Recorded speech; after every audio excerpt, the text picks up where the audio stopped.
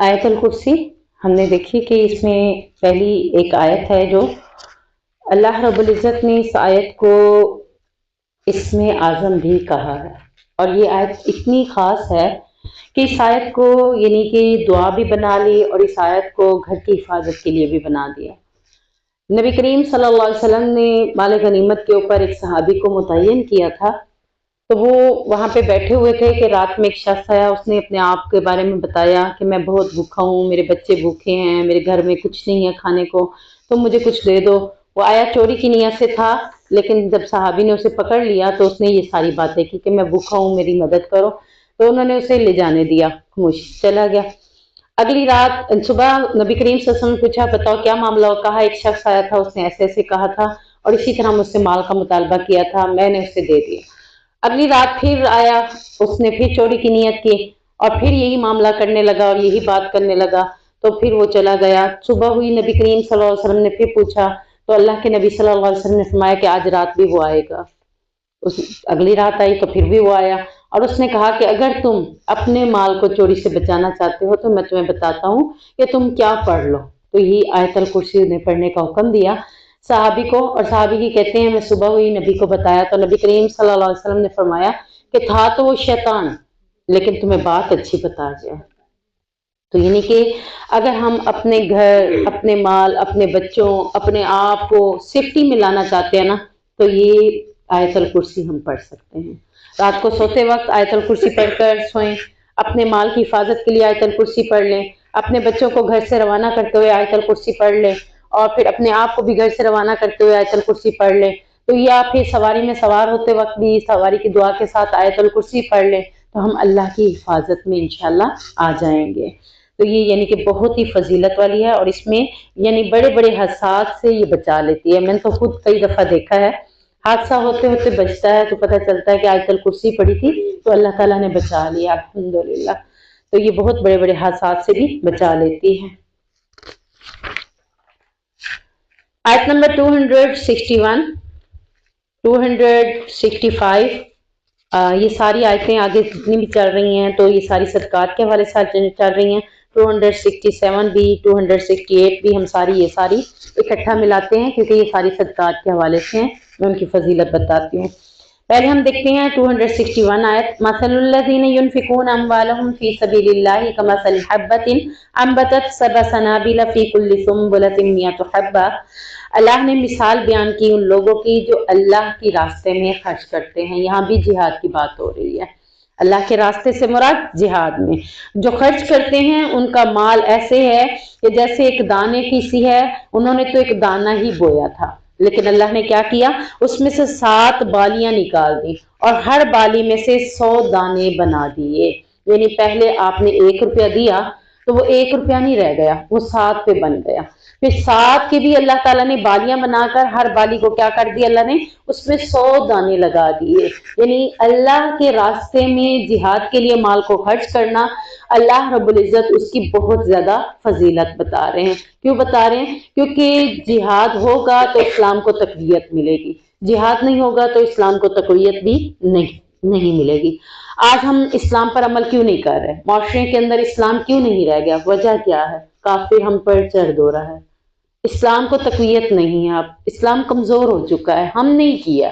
اللہ رب العزت نے پیچھے بھی یہی کہا تھا، ہم نے پڑھی تھی آیت کہ جب انہوں نے کہا تھا کہ ہم اب اللہ کے راستے میں خرچ نہیں کریں گے، وَلَا تُلْقُوا بِأَيْدِيكُمْ إِلَى التَّهْلُكَةِ، کل ہم نے پڑھی ہے، اس میں اللہ نے کہا اپنے ہاتھوں کو ہلاکت میں نہ ڈالو، اسلام کی کمر کو، اسلام کی مضبوطی کے لیے اللہ کے راستے میں ہمیشہ خرچ کرتے رہو۔ تو یہاں بھی اللہ تعالیٰ نے فرمایا کہ وہ اللہ اس سے دگنا دے گا اور اس سے چاہے گا اس سے بھی زیادہ دے دے گا۔ تو اس طرح کے مال کے اوپر اللہ رب العزت مال میں وسعتیں بھی کثرت کے ساتھ عطا کر دیتا ہے۔ اگلی آیت ہم دیکھتے ہیں 265، اس میں ہے کہ اللہ رب العزت پھر مثال بیان کر رہا ہے ان لوگوں کی جو مال کو کس لیے خرچ کرتے ہیں، دکھاوے کے لیے نہیں، اس کے ساتھ ہی آگے دکھاوا بھی ہے اور رضا جوئی دونوں کی بات آ جاتی ہے۔ یعنی میں مال تو خرچ کر رہی ہوں، اب میری نیت کیا ہے اس کو دیکھنا ہے۔ ایک شخص مال کو خرچ کر رہا ہے اللہ کی رضا کے لیے، یہاں اللہ نے واضح لفظوں میں کہا مرضات اللہ، اللہ کی رضامندی چاہنے کے لیے وہ خرچ کر رہا ہے۔ تو اللہ رب العزت کہتے ہیں اس کی مثال ایسی ہے کہ ایک باغ ہے جو اونچی سطح پر ہے، اگر اس پر بارش ہو زوروں کی تو زور سا پھل لاتا ہے، اگر ہلکی سی فوار بھی ہو جائے تب بھی وہ پھل ضرور لے آتا ہے۔ یعنی تھوڑا مال خرچ کریں تب بھی اس میں برکتیں اللہ ڈالتا ہے، زیادہ کریں گے تب بھی برکتیں اللہ ڈالے گا۔ اس کے لیے تو ہلکا مال بھی کافی ہے، یعنی تھوڑا مال بھی کافی ہے، نیت خالص ہو تو، یعنی مال کا دار و مدار تمہاری نیت پر ہے، نیت خالص ہے تو ایک کھجور دیا ہے تو وہ بہتر ہے۔ دیکھیں غزوہ خندق کے موقع پر ایسے ہی معاملہ ہوا تھا کہ کوئی 100 اونٹ لے کے آیا حضرت عثمان غنی، اور اس کے اوپر مال بھی لے آئے، کوئی فلاں چیز لے آیا فلاں لے آیا۔ ایک صحابی کے پاس کچھ بھی نہیں تھا اور اس کا دل تھا کہ میں بھی غزوہ خندق کے لیے اللہ کے راستے میں مال کو دوں، تو لیکن کچھ نہ ہونے کی وجہ سے وہ سوچ رہا تھا کہ اتنے میں اسے ایک یہودی کے باغ کو سیراب کرنے کا حکم ملا کہ اگر تم ایک رات کے لیے اس کو سیراب کرو تو تمہیں اجرت دے دوں گا۔ تو اس نے کہا کیوں نہیں، میں کروں گا۔ اس نے پوری رات باغ کو سیراب کیا اور عوض میں اسے چند کھجوریں ملی تھی، یعنی اس دور میں پیسوں سے لین دین کے بجائے کھانے پینے پہ بھی لین دین ہوتا تھا۔ تو چند کھجوریں ملی، وہ نبی کریم صلی اللہ علیہ وسلم خود بھی بھوکا تھا، گھر والے بھی بھوکے تھے، لیکن اپنی ذات سے بھی زیادہ ترجیح کیا دی اس نے، اللہ کے راستے میں خرچ کرنے کو۔ وہ کھجوریں لے کر اللہ کے نبی کے پاس آیا اور کہا کہ میرے پاس دینے کو کچھ بھی نہیں ہے سوائے ان کھجوروں کے۔ تو اللہ کے نبی نے جو کمرے میں مال کا ڈھیر لگا ہوا تھا غزوہ خندق کے موقع کے لیے، اس کے اوپر وہ کھجوریں پھیلا دی، کہا کہ یہ ساروں سے سبقت لے گئے۔ یعنی نیت کے اوپر ہے نا کہ اس نے ساری رات کس لیے جاگا۔ دیکھیں ہم اللہ کے دین کے لیے نہیں جاگتے، ہم دنیا کے لیے بڑے جاگتے ہیں۔ ایونٹس ہو نا، رات کے 12 2 بج جائے ہم بیٹھے ہیں، گھر میں گپ شپ لگ رہی ہو تب بھی بیٹھے ہیں۔ دین کے لیے عبادت کے لیے اگر میں آپ کو کہوں رات کو دورہ قرآن کروا دیتے ہیں تو کیسے ہوگا؟ ممکن ہی نہیں ہے، بہت کم لوگ آئیں گے۔ کیوں؟ پھر رات کو کون جاگتا ہے؟ عبادت کے لیے ہم جاگ ہی نہیں سکتے۔ اور کہاں وہ اللہ کے راستے میں خرچ کرنے کے لیے پوری رات جاگا اور اپنی محنت کر کے جو کھجوریں لے آیا وہ اللہ کے راستے میں انہوں نے خرچ کر دی۔ تو اس کے ساتھ ہی اگلی آیات میں بتایا جا رہا ہے کہ جو ریاکاری کے لیے خرچ کرتا ہے، لوگوں کو دکھانے کے لیے خرچ کرتا ہے، تو اللہ کہہ رہا ہے اس کی مثال ایسے باغ کی ہے جس کے اوپر نہریں بہتی ہوں اور باغ میں ہر قسم کا پھل ہو، کہ اچانک بڑھاپا آ جائے اور اس کی اولاد بھی کمزور ہو، یعنی ابھی چھوٹی ہو، اور آگ باغ کے اوپر ایک بگولا پڑ جائے اور جس میں آگ ہو اور اسے جلا کر راکھ کر دے، یعنی خود بھی بوڑھا ہو چکا ہے، اولاد بھی ابھی چھوٹی ہے، اب باغ آگ بگولا ہو چکا ہے، اب اس باغ کو دوبارہ کھیتی کو بہلانے کے لیے، سرسبز بنانے کے لیے نہ تو بچے اس کے کام آ سکتے ہیں، نہ خود اس کے اندر توانائی ہے۔ تو یہ ریاکاری کرنے والے کا مال ہے کہ وہ ریاکاری سے خرچ کرتا ہے، نہ اس کے اپنے کام آتا ہے، نہ اس کی اولاد کے کام آتا ہے، کسی کے بھی کام نہیں آتا۔ اگلی آیتیں ہیں اسی کے ساتھ ہی، یا ایھا الذین آمنوا انفقوا من طیبات ما کسبتم ومما اخرجنا لکم من الارض، اے ایمان والو تم ان پاکیزہ چیزوں میں سے خرچ کرو جو تم کماتے ہو، اور ان میں سے بھی جو ہم نے تمہارے لیے زمین میں سے نکالی ہیں، اور مت ارادہ کرو اللہ کی راہ میں ردی اور خراب چیز خرچ کرنے کا۔ یعنی کچھ ایسے بھی تھے کہ جب کھجوریں آتے تھے مسجد نبوی میں لٹکا جاتے تھے کہ جو صحابی بھوکا ہوگا وہ آ کے کھا لے گا، تو دیکھا دیکھی میں کچھ لوگ ایسے بھی تھے جو ناقص کھجوریں لٹکا کے چلے جاتے تھے، جو کھانے کے قابل بھی نہیں ہوتی تھی، ردی اور ناقص۔ تو یہ آیت ان لوگوں کے لیے نازل ہوئی اور سیم ہمارے لیے بھی، کہ ہم میں سے بھی کوئی اس طرح سے اللہ کے راستے میں خرچ نہ کرے۔ اللہ کے راستے میں دینا ہے تو ردی اور نکارہ چیز نہیں دینی۔ ہمارے ساتھ بھی سم ٹائم ایسے ہوتا ہے، اچھا اب یہ سوٹ میں نہیں پہنتی کسی کو دے دیتی ہوں، اچھا اب یہ چیز میرے استعمال میں نہیں ہے تو میں کسی کو دے دیتی ہوں، تو ہم اس سے بڑا احسان سمجھ رہے ہوتے ہیں، بڑی نیکی سمجھ رہے ہوتے ہیں۔ یہ نیکی نہیں ہے۔ نیکی اصل کیا ہے کہ اللہ کے راستے میں وہ مال خرچ کرنا جو تمہیں بھی پسند ہو۔ ایسے ہی ہے نا، لن تنالوا البر، آگے ہم پڑھیں گے اس میں مزید ڈیفینیشن آئے گی۔ تو یہاں صرف یہی ہے کہ اللہ رب العزت کہہ رہا ہے ردی اور ناقص چیز اللہ کے راستے میں خرچ نہ کرو جس کو تم خود بھی لینا پسند نہ کرتے ہو۔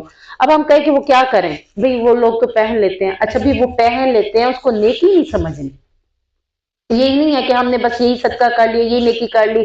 اب میں کہتی ہوں کہ اگر ہم ایک ایسے سوٹ دے رہے ہیں کہ اب یہ میں نہیں پہنتی، چلو وہ تو پہنتی ہے اس طرح کے کپڑے، ابھی اس کے لیے کافی ہے، وہ پہن لے گی، تو اس کو ایک اچھا سوٹ بھی ساتھ لے کر دے، ایک ایسی چیز بھی لے کے دے جو آپ خود پسند کرتے ہیں، تاکہ آپ کے دل میں یہ نہ ہو کہ میں اچھے پہننے کے لیے ہوں اور یہ ناقص پہننے کے لیے نہیں۔ کسی کو ڈس ہارٹ نہیں کریں، بلا شک وہ پہننے کے قابل ہے، وہ اس طرح کے پہن بھی لیتا ہے، لیکن بہتر یہ ہے کہ وہ نیکی نہیں بنے گی۔ آپ کی نیکی تب بنے گی جب آپ اچھا مال اللہ کے راستے میں خرچ کریں گے۔ अगली आयत में आता है शैतानु यईदुकुमुल फ़क़्र व यअमुरुकुम बिल फ़हशा। बहुत बड़ी बात इस आयत के अंदर अल्लाह ताला ने बता दी कि शैतान तुम्हें तंगदस्ती से डराता है और तुम्हें बेहयाई का हुक्म देता है। यानी जब भले काम में हमने खर्च करना हो, कौन से भले काम, मस्जिद में, मदरसे में, अल्लाह के रास्ते में, गजा के लिए, कश्मीरियों के लिए, या फिर अपने रिश्तेदारों में कोई मस्कीन है उसके लिए, जब हमने खर्च करना हो तो शैतान हमें क्या कहता है, इतने नहीं देना, तुमने अपना भी तो करना है, देखो ये भी करना है, वो भी करना है, तुम्हारी ईद भी है, तुम्हारे बच्चे भी हैं, तुम्हारे मसाइल भी हैं। ये बातें कौन हमारे जहन में डालता है, शैतान। और जबकि जब वो हमें किस चीज का हुक्म दे रहा है, बेहयाई का। कैसे बेहयाई का हुक्म देता है? इसके मुकाबले में अगर किसी ने मोबाइल खरीदना हो, टेलीविजन खरीदना हो, एलसीडी खरीदनी हो, मेहंदी मायों के फंक्शंस करने हो, उसके ऊपर भी कभी हमारा दिल इतना तंग हुआ है? लाखों रुपए खर्च कर लेते हैं। दुल्हा दुल्हन की एंट्री पर लाखों रुपए खर्च कर लेते हैं। इवेंट्स के ऊपर इतने खर्च, उसके ऊपर हमने कभी ये नहीं सोचा कि हमें अपना भी देखना है, वो भी देखना है। हम कहते हैं अच्छा शादी कौन सी रोज रोज होती है, 10-10, 20-20 लाख लोग फजूल खर्च, फजूल।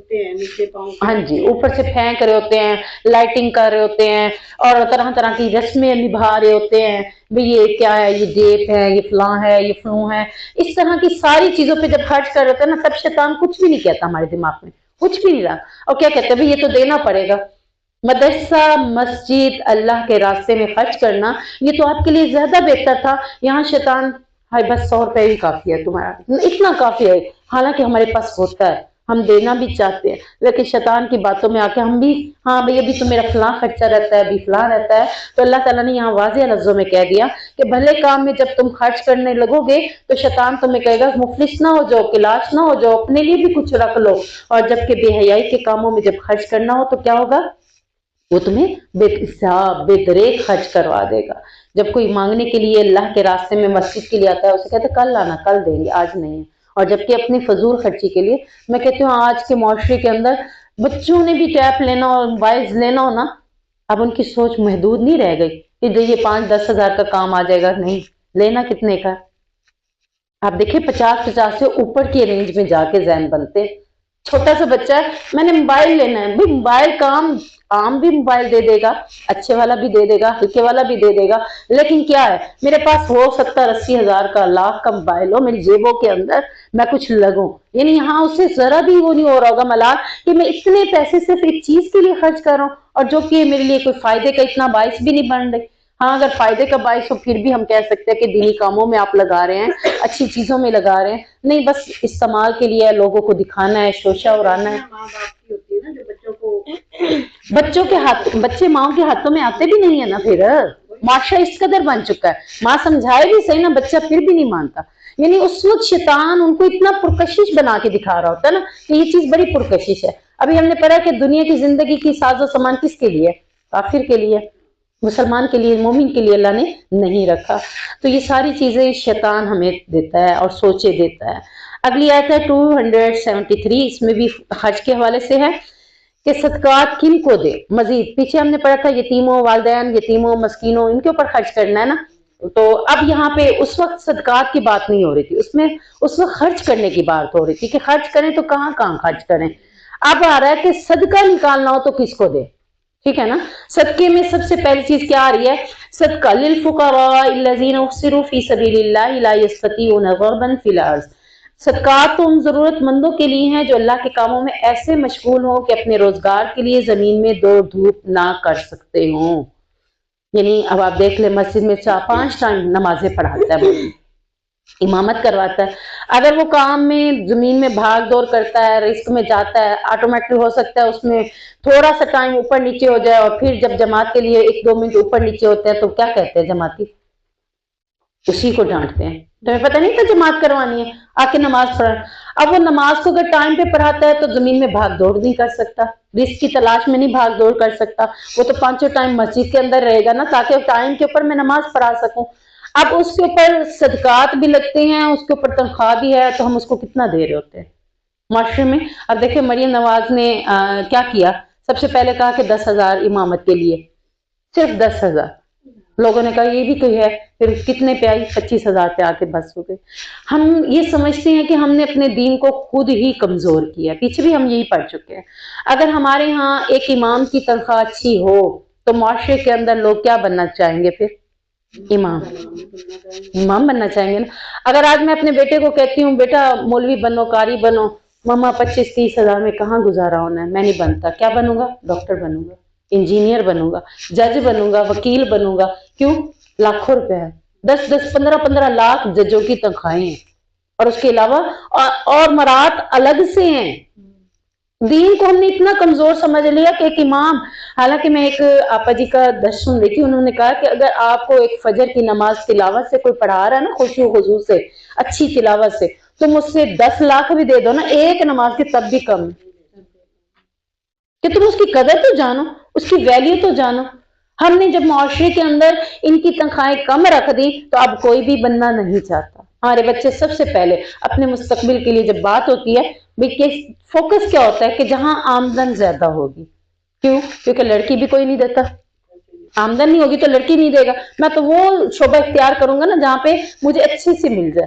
اگر اماموں کو اچھا ملے گا، خطیبوں کو اچھا ملے گا، اتنا اچھا اس نے جمعہ پڑھایا، پھر بھی اس کی تنخواہ 4 جمعے پڑھاتا ہے، بس بھائی 10-15 ہزار اس کو کافی ہے، نہیں۔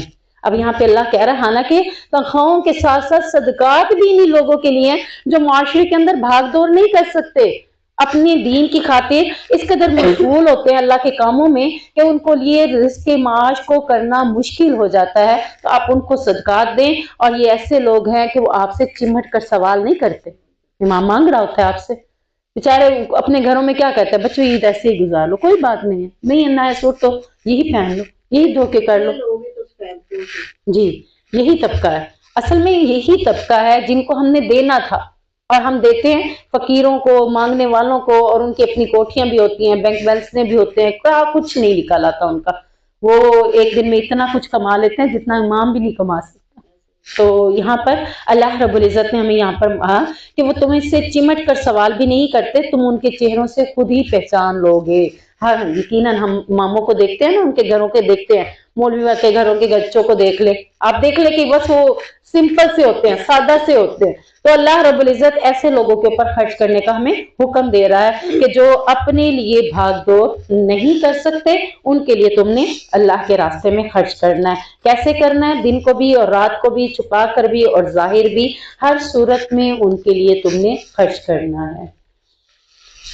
سورۃ بقرہ کی آخری آیات، 2 آیات کے بارے میں آتا ہے کہ یہ 2 آیات بھی اللہ رب العزت نے نبی کریم صلی اللہ علیہ وسلم کو معراج کے موقع پر دی تھی۔ معراج کے موقع پر 3 چیزیں دی تھیں، 3 میں سے ایک یہ 2 آیتیں بھی ہیں، اور ان 2 آیتوں کی فضیلت کیا ہے کہ یہ 2 آیتیں جو شخص رات کو پڑھ لیتا ہے اس کو کافی ہو جاتی ہیں، یعنی رات کو سونے سے پہلے ان 2 آیات کی تلاوت ضرور کر لینی چاہیے کہ یہ 2 آیتیں انسان کو رات کو پڑھنے سے کافی ہو جاتی ہیں، یعنی تلاوت کے لحاظ سے حق ادا ہو جاتا ہے۔ تو اس میں ہم دیکھتے ہیں کہ کون کون سی دعا ہے۔ سب سے پہلے ربنا غفرانک ربنا والیک المصیر، بخش دے ہم کو ہمارے رب، ہم نے تیری طرف ہی لوٹ کر آنا ہے۔ تو یہ بھی ایک قسم کی دعا ہے غفرانک سے۔ اور دوسری دعا ہے ربنا لا تؤاخذنا ان نسینا او اخطأنا، اے اللہ، اے ہمارے رب، اگر ہم سے کوئی بھول چوک ہو جائے تو ہماری گرفت نہ کرنا اور ہمیں معاف کر دینا۔ بھول چوک تو بہت دفعہ ہو جاتی ہے، گناہ تو بہت دفعہ ہو جاتے ہیں، چلتے پھرتے ہم یہ دعا کر سکتے ہیں۔ آگے ہے ربنا ولا تحمل علینا اصرا کما حملته علی الذین من قبلنا، اے ہمارے رب اگر ہم سے بھول چوک ہو بھی، اے ہمارے رب ہم پر ایسا بوجھ نہ ڈالنا جو تو نے ہم سے پہلے لوگوں پر ڈالا تھا۔ اور ربنا ولا تحملنا ما لا طاقۃ لنا به، اے ہمارے رب جس بوجھ کو اٹھانے کی ہم میں طاقت نہیں ہے تو وہ ہم سے نہ اٹھوانا، واعف عنا، اور ہمیں بخش دے، واغفر لنا، اور ہمیں معاف کر دے اور ہمیں بخش دے، وارحمنا، اور ہم پر رحم فرما، انت مولانا فانصرنا علی القوم الکافرین، کہ بے شک تو بہت ہی کارساز ہے اور کافروں کے مقابلے میں ہماری مدد فرما۔ تو یہ دعا بھی ہم نے انشاءاللہ یاد کر کے روز ہی پڑھنی ہے، یہیں سے شروع کریں ربنا لا تؤاخذنا ان نسینا واخطأنا، تو یہ بھی روزانہ کی اپنی روٹین کی دعاؤں میں شامل کر لیں، اور انشاءاللہ افطاری کے وقت بھی یہ دعائیں کرنی ہیں کہ کافروں کے قوم پر ہمیں مدد عطا فرما۔ سبحانك اللهم وبحمدك أشهد أن لا إله إلا أنت أستغفرك وأتوب إليك.